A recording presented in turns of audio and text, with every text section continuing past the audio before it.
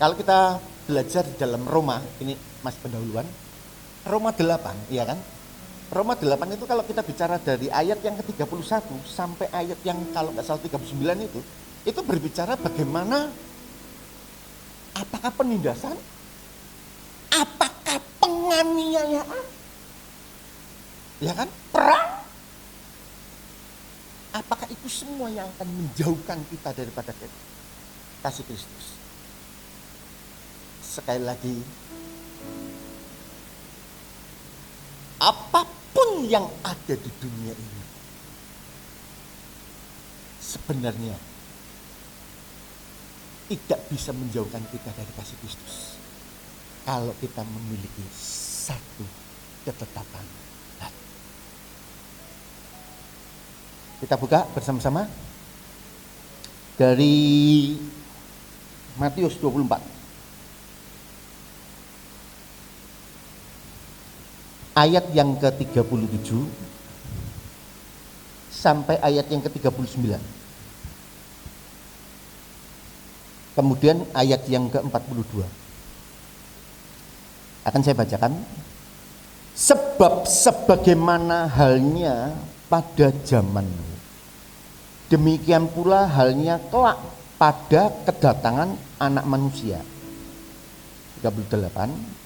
Sebab sebagaimana mereka pada zaman sebelum air bah itu makan dan minum, kawin dan mengawinkan, sampai kepada hari Nuh masuk ke dalam bahtera. 39. Dan mereka tidak tahu akan sesuatu sebelum air bah itu datang dan melenyapkan mereka semua. Demikian pula lah halnya kelak pada kedatangan Anak Manusia. 42. Karena itu berjaga-jagalah, sebab kamu tidak tahu pada hari mana Tuhanmu datang. Amin. Nah, ketika saya baca ayat ini, saya jujur aja saya teringat, mungkin kalau yang masih mengingat tentang integritas, waktu integritas itu ya, bulan-bulan Januari, saya pernah mencoba juga untuk kita berbagi tentang firman itu tentang Nuh, ingat ya, ya kan? Tapi waktu itu kita melihat integritas itu dari pribadi Nuh. Nah, kita akan melihat saat ini juga, karena kedatangan Anak Manusia mulai coba dimunculkan. Sebab hal tentang kedatangan Anak Manusia itu disejajarkan dengan zamannya. Nah, ayat ini kan tentang kedatangan Anak Manusia disejajarkan dengan zamannya. Nah, kalau kita bicara tentang kedatangan Tuhan, itu yang pertama, kita melihat bahwa kedatangan itu sesuatu yang misteri.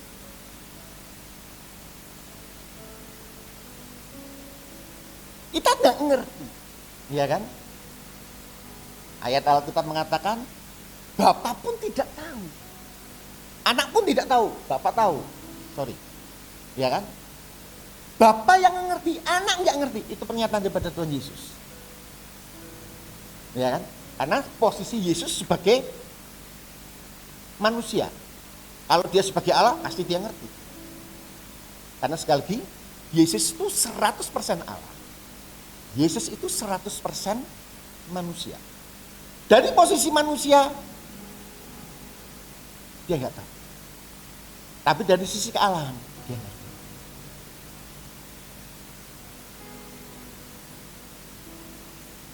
Sesuatu yang misteri itu apa? Karena menunjuk pada waktu yang tidak dimengerti. Kapan terjadi?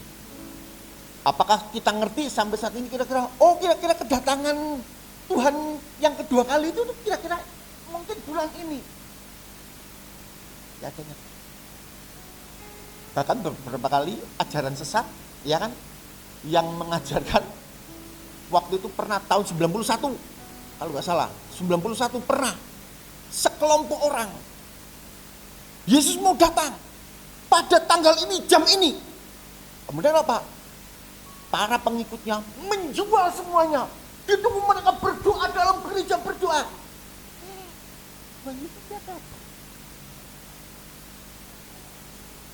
Ada lagi yang tahun kita nggak salah tahun 2000 pernah terjadi lagi. Malah lebih ekstrim lagi.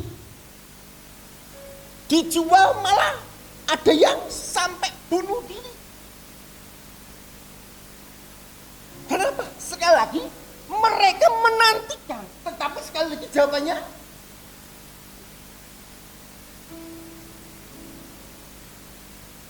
dan memang kenyataan yang kita lihat saat ini adalah cuma tanda. Ya. Yang kita lihat saat ini itu semua itu tanda, tetapi kita nggak ngerti.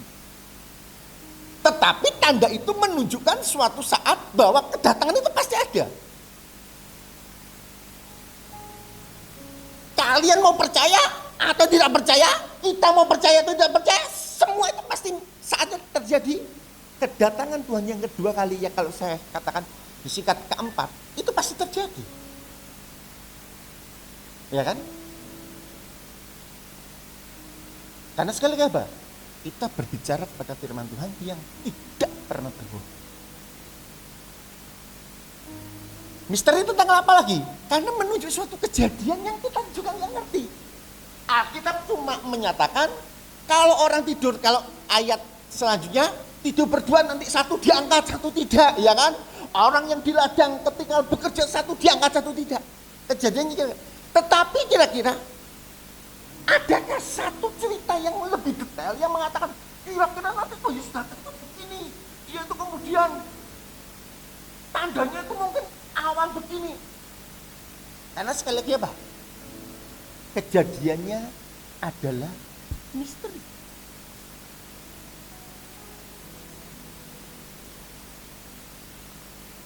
Di samping sesuatu itu misteri, kedatangan Tuhan adalah sesuatu yang perlu diperhatikan dan diantisipasi. Makanya di dalam Matius 24:42 dikatakan berjaga-jaga. Itu mengajak kepada kita adalah untuk sesuatu yang diperhatikan dan diantisipasi. Antisipasinya itu apa? Berjaga-jaga.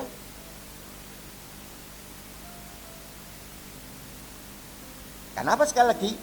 Kalau berbicara antisipasi, kita berbicara mempersiapkan, itu tergantung. Kita mau, kita tidak mau, itu tergantung kita. Kalau kita tidak mau berjaga-jaga, ya monggo. Kenapa? Sekali lagi, kalau kita berbicara nanti kita akan selidiki bersama-sama. Maaf. Kita bicara tentang zaman. Zaman ini terus berjalan. Ya kan? Zaman ini terus berjalan. Dan memang zaman saat ini kalau kita lihat, kita lihat lebih jauh.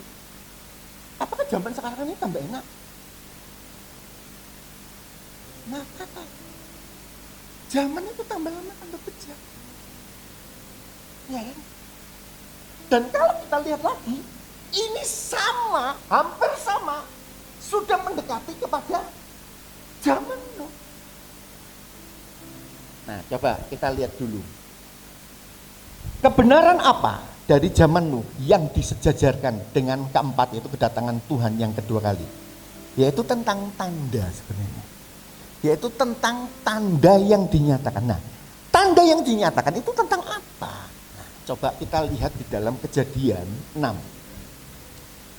Saya cuma begitu tertarik ketika baca dalam Kejadian ini. Kalau nanti yang punya waktu silakan baca satu pasal Kejadian 6. Tapi saya tertarik ayat yang kelima dan yang keenam. Ya, dikatakan di sini. Ketika dilihat Tuhan bahwa kejahatan manusia besar di bumi, dan bahwa segala kecenderungan hatinya selalu membuahkan kejahatan semata-mata, maka menyesalah Tuhan bahwa ia menjadikan manusia di bumi dan hal itu memilukan hatinya. Saya tertarik dengan ayat yang kelima tadi, istilah kejahatan. Nah, saya mencoba mencari suatu referensi tentang kejahatan itu. Dia memiliki dari bahasa Ibrani ra'at, ya, yaitu memiliki arti tentang suatu kemerosotan moral yang sudah menyebar luas. Saya ulangi sekali lagi, kejahatan ini berbicara tentang suatu kemerosotan moral, ya, suatu kemerosotan moral yang sudah menyebar luas dan itu berkesinambungan, artinya terus menerus dan menjadi suatu kebiasaan. Sehingga coba dibandingkan ayat yang Kejadian 6 ayat yang ke-11. Coba dibuka, Kejadian 6 ayat yang ke-11. Adapun bumi itu telah rusak. Rusak ini berbicara apa? Berbicara tentang kemerosotan tadi loh. Ya, tentang rusak. Sudah berbicara tentang kemerosotan moral tadi loh. Adapun bumi itu telah rusak di hadapan Allah dan penuh dengan kekerasan. Terus selanjutnya, Allah menilik bumi itu dan dikatakan apa? Sungguhlah rusak. Sekali lagi diulang, sungguhlah rusak benar, sehingga semua manusia yang menjalankan hidupnya yang rusak. Rupanya, mengapa Alkitab itu begitu menekankan arti rusak? Karena memang sebenarnya moral ini betul-betul rusak. Mereka itu bukan sekedar dosa sekali ya sudah. Enggak, tetapi sudah menjadi satu kebiasaan. Makanya saya tadi sempat mencatat. Saya tadi waktu apa? Yang suara Pentakos ya, yang Hilari tadi itu. Saya sempat mencatat ini, satu pernyataan ini. Saya begitu tertarik. Yaitu tentang dosa. Jika kita, nanti bisa kalau yang ingin lihat diulang lagi. Jika kita diajak kompromi, itu tentang dosa. Sekali, jika kita diajak kompromi sekali, maka dalam waktu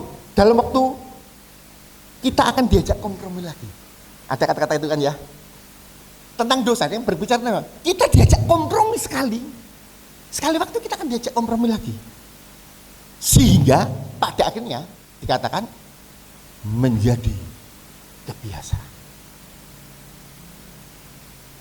Itu tadi yang suara Pentakos yang Hilari tadi. Kejahatan yang rusak benar, sehingga kalau ayat selanjutnya dikatakan, makanya dikatakan selanjutnya ayat yang ke-6, maka menyesal. Arti kata yang dipakai menyesal, loh, apa Allah bisa menyesal? Ingat, manusia bukan robot. Manusia hidup diciptakan punya kehendak bebas. Sehingga karena dosa inilah Allah sampai sempat dikatakan menyesal. Istilah menyesal itu dalam bahasa Ibrani Naham, yaitu tentang di mana kasih Allah ini telah menderita kekecewaan yang mengenaskan. Hati Allah itu mengalami kekecewaan yang mengenaskan. Bahkan ketika diumpamakan itu seperti orang yang ketika melihat orang tarik nafas. Paham ya maksudnya ini ya? Paham ya? Itu apa? Itu rasanya itu sebenarnya yang berdedek. Kan mungkin kasarannya itu bahasa Jawa. Berdedek. Itulah diumpamakan Allah menyesal. Kenapa? Mengapa manusia diciptakan itu salah melangkah? Maksud Allah diciptakan itu bagaimana manusia itu memuliakan Allah.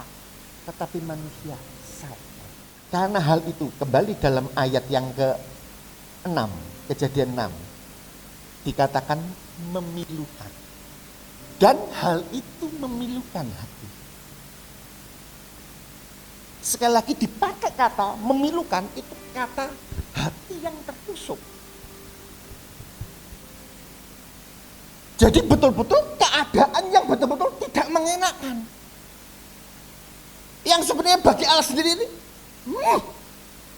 Sehingga akibatnya Tuhan mengatakan, berfirmanlah Tuhan ayat yang ke-7. Aku akan menghapuskan bangsa yang kuciptakan ini dari. Kenapa? Tuhan sudah tidak bisa melihat kejahatan yang dijadikan satu kompromi menjadi satu kebiasaan.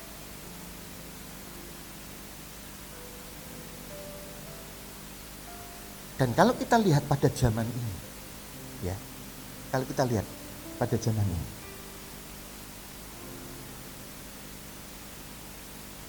bagaimana kejahatan manusia.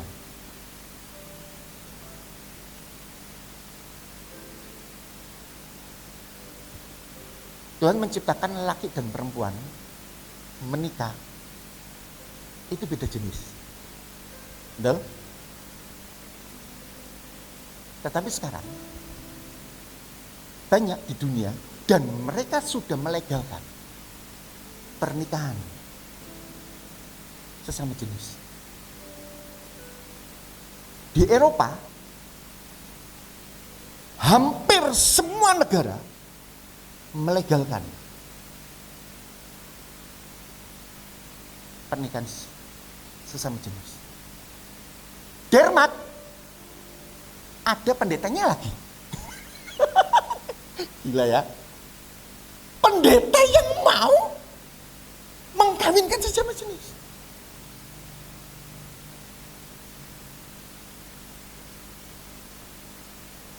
Kalau lihat di Thailand, orang kan banyak tertipu. Hah? Orang cantik-cantik, tetapi dilihat. Kenapa? Transgender. Dan mereka itu sudah biasa. Ya, mereka itu sudah biasa.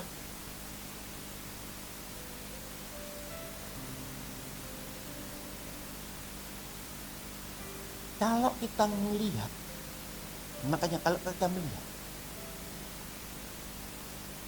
cara iblis itu membelokkan itu, dia begitu rapi. Kalau tentang, ini bicara tentang apa? Pernikahan sejenis, itu dalilnya itu apa? Kebebasan. Ya kan? Kebebasan. Ya kan? Kebebasan untuk menentukan pilihan. Kemudian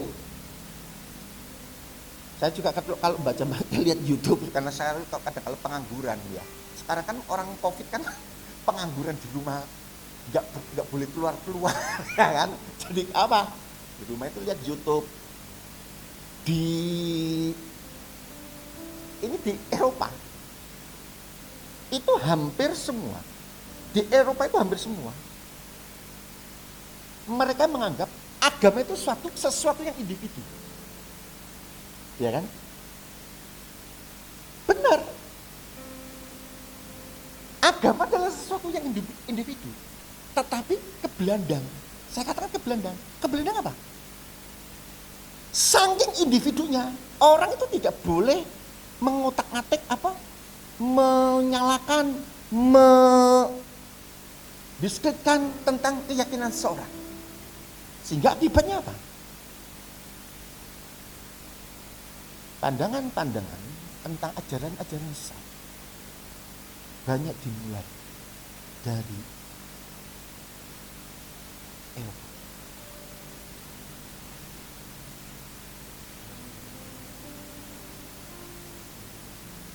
Negara yang paling bebas, kalau kita lihat, ini menurut data, kalau saya kan juga kadang-kadang senang lihat data daftar 5, kalau jam YouTube itu yang tahu ya, daftar 5. Nah, kalau kita lihat di situ, negara-negara yang dikatakan paling rusak,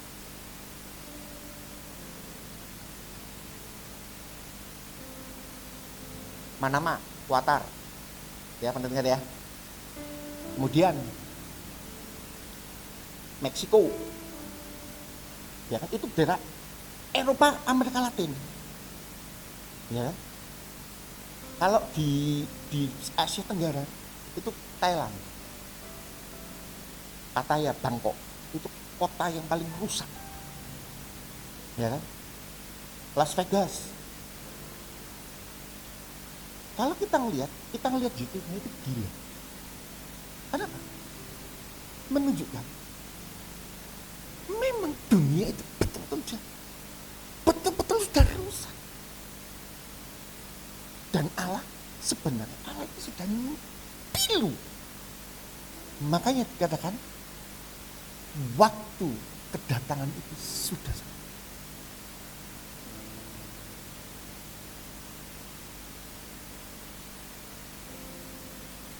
Nah,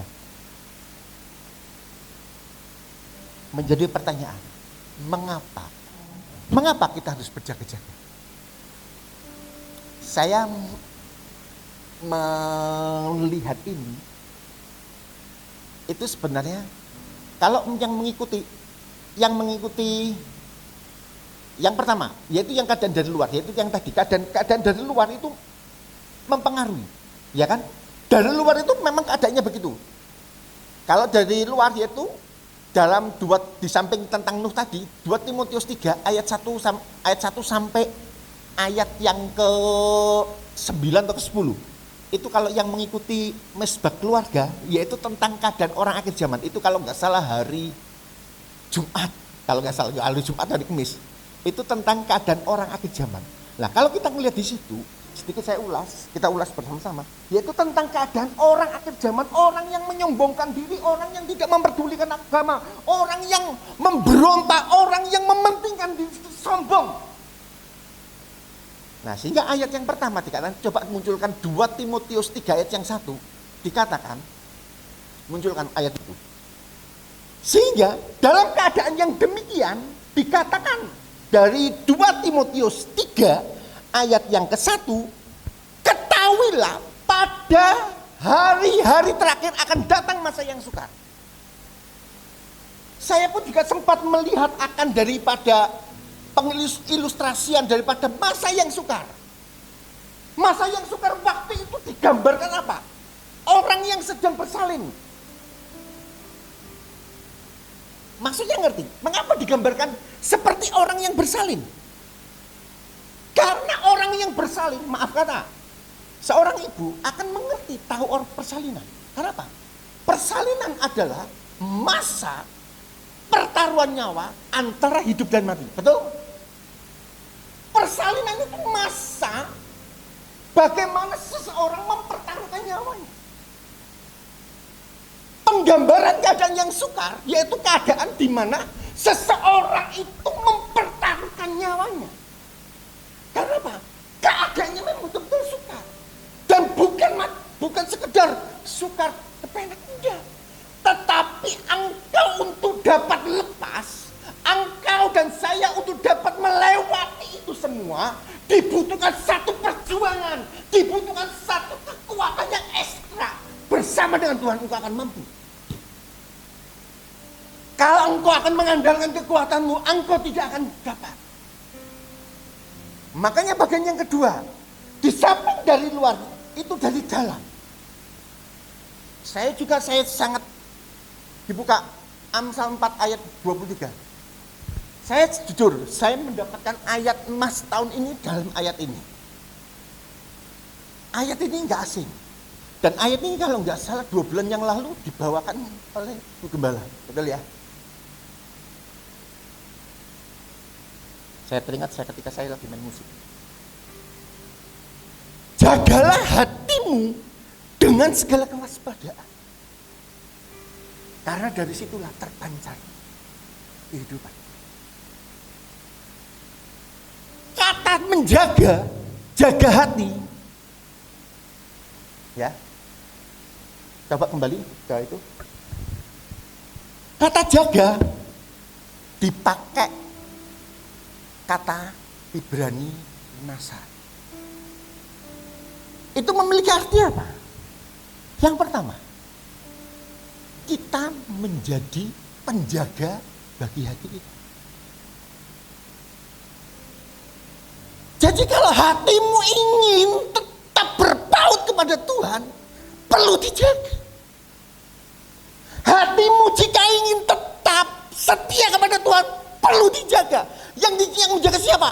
Bukan orang lain, tetapi kita. Bukan gembala, bukan majelis, bukan penatua. Tapi kita semua yang berkewajiban untuk menjaga hati. Ya kan? Masalah menjaga hati adalah masalah pribadi.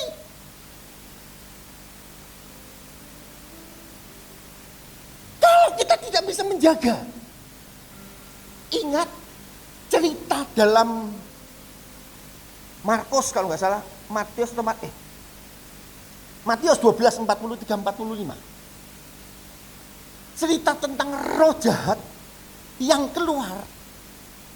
Ingat cerita itu? Ya kan? Roh jahat keluar, kemudian roh jahat itu masuk lagi dengan membawa 7 roh jahat lain yang lebih jahat. Karena apa? Hatinya kosong.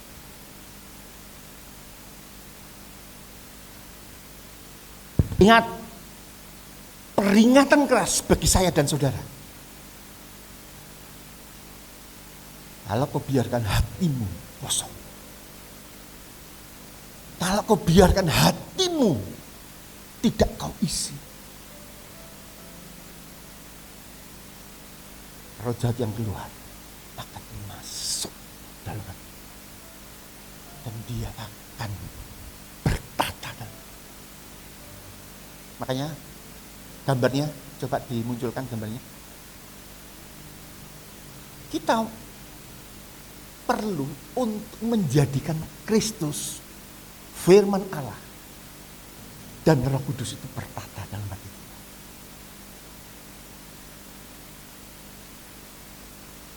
Kalau kita Kristus, Allah Tritunggal itu bertata dalam hati kita, Dia akan menguasai. Dia akan membuat hidupmu berjalan sesuai dengan kehendak Allah. Dia akan membuat hidupmu untuk selaras dengan kehendak daripada Dia. Kalau kau buat Allah Tritunggal, firman, Roh Kudus dan Kristus itu bertata dalam. Tetapi sekali lagi, coba gambar yang satu.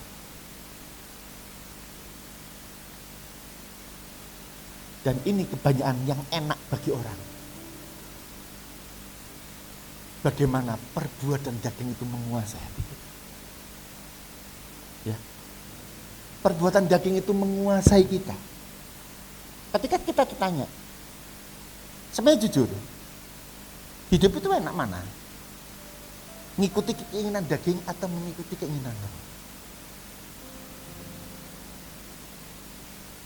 Kalau ngomong enak loh ya. Kita pasti ngomong enak, ngikuti keinginan daging dong.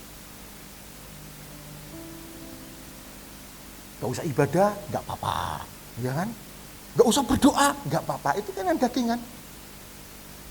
Gak usah memuji Tuhan, gak apa-apa, ya kan? Daripada disuruh ngomong, suruh ikut, misalnya kita ikut ke gereja, masih disuruh persembahan lagi, ya, masih disuruh korban lagi. Enak Pak Pendetanya ya. Maaf. Loh, itu kalau kita pikir sekali lagi, kalau kita pikir cuma secara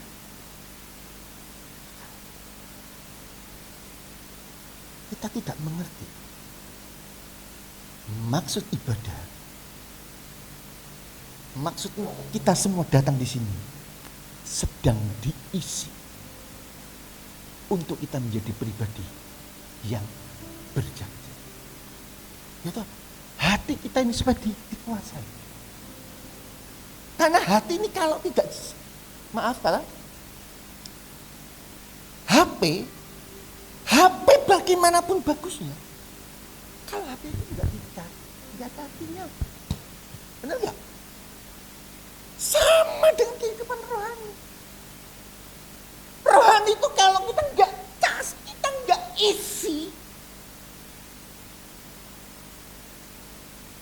lama-lama rohani itu menjadi kering. Nah kalau sudah kering, akan sekali mudah sekali yang lain itu masuk menguasai itu. Makanya dikatakan, kalau kita baca secara cepat nanti Roma 8, 9 sampai 11, jika roh Allah itu diam, kita tidak akan hidup dalam jalan. Efesus 3 ayat 17, oleh imanmu, keyakinanmu kepada Kristus yang berdiam dalam hatimu, kau dimenangkan. 1 Yohanes 2 ayat 14b, jika firman Allah itu diam dalam dirimu, maka engkau akan dapat mengalahkan jahat. Caranya itu cuma apa? Biarlah kita menjadi penjaga kita. Itu yang pertama. Yang kedua, nasar memiliki arti apa? Nasar memiliki arti kita introspeksi, kita melihat sering, introspeksi ke dalam. Apa kekurangan kita? Kalau kita salah, cepat. Kalau kita memang salah langkah, cobalah berbalik. Karena dari situlah kita akan memiliki hati yang dapat terjaga. Dan pada akhirnya kita berjalan sesuai. Mengapa juga kalau kita lihat, mengapa kita perlu berjaga-jaga? Sebab memang dari luar, keadaan luar itu memang keadaan jahat. Kalian mau berjaga-jaga, saya mau berjaga-jaga, tidak mau berjaga-jaga, terserah. Keadaan luar memang jahat. Yang pertama. Keadaan yang kedua, mengapa kita berjaga-jaga? Karena dari dalam. Anak rohani itu memang perlu dijaga. Ya. Dan yang ketiga, yang kembali yang ke Matius 24 ayat yang ke-42. Karena berjaga-jaga adalah perintah Tuhan. Ingat, waktu sudah berjaga-jaga. Amin. Tuhan memberkati. Saya undang singer Well.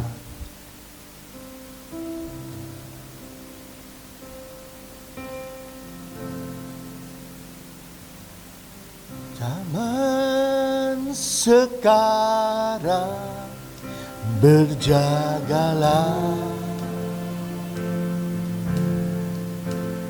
lihat, saudara jemaat Tuhan, kami berdiri. Jemaat Tuhan, kami berdiri. Terdengarlah, mari kami berdiri. Banyak kabar menggemparkan, berlindunglah dalam sabda Allah.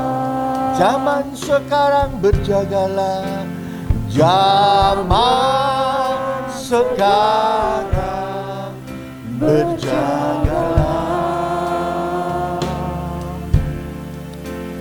Lihat dunia bergelora,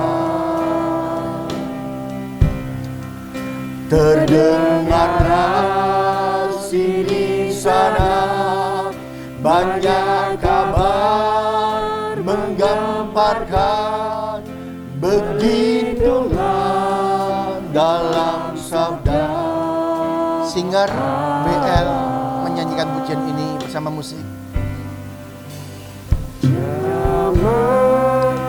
Bapak Ibu semua,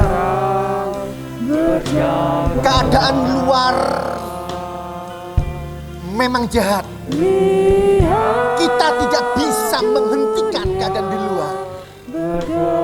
Keadaan yang sukar, yang membutuhkan satu perjuangan yang kuat untuk bagaimana Tuhan dapat melewatinya.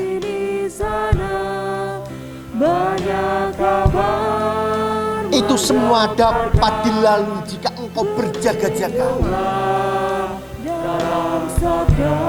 Engkau dan saya dapat melewati jika engkau dengan sadar berjaga-jagalah senantiasa. Terima kasih Tuhan. Mari introspeksi diri kita, buka diri kita. Biarlah Tuhan itu bertata di dalam hati kita. Berikan kesempatan Allah Roh Kudus, beri kesempatan Allah Bapa, Yesus Kristus itu berdiam dalam dirimu, menguasai hidupmu.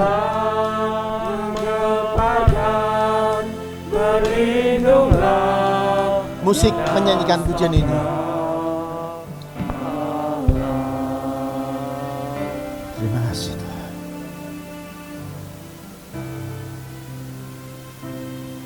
Karena tidak ada yang dapat memberikan pertolongan jika engkau tidak bersandar kepada Dia.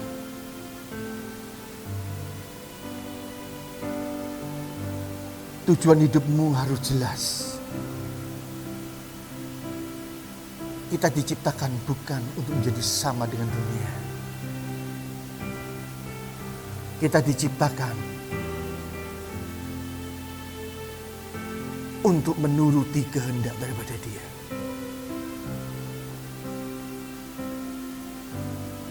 Hanya dengan berjaga-jaga, hanya dengan berjaga-jaga, hanya dengan berjaga-jaga, menjaga hatimu dengan kewaspadaan.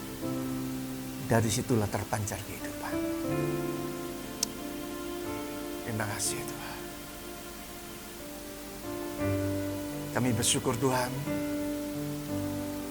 di dalam keterbatasan hamba-Mu menyampaikan firman-Mu pada pagi ini.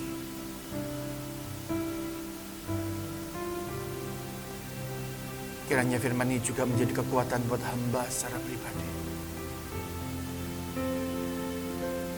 Firman ini menjadi satu kekuatan buat kami semua untuk kami menjaga hati kami.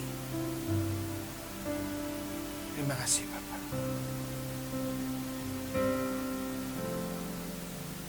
Zaman sekarang berjagalah.